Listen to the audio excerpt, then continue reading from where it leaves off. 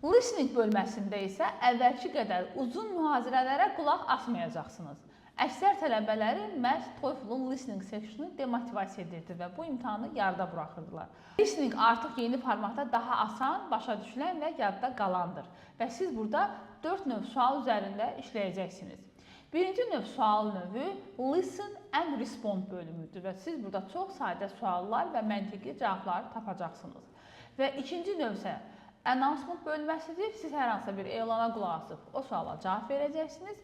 Daha sonra isə siz akademik leksiyaya qulaq asırsınız. Əvvəlki akademik leksiyalar uzun və çətin və yadda qalan deyildir, amma yeni formatda bu daha asan və başa düşülən leksiyalardır. Və eyni zamanda siz günlük dialoqlara da qulaq asacaqsınız.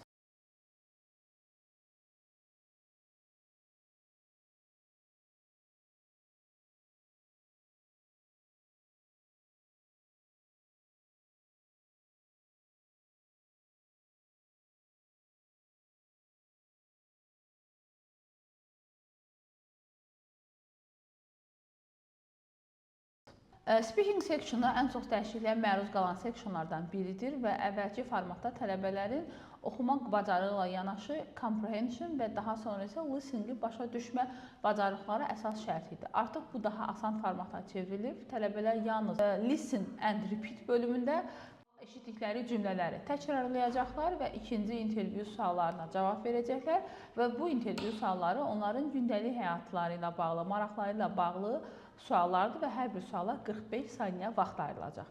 İndi artıq speaking əvvəlki qədər tələbələrin qorxduğu sectionlardan biri deyil.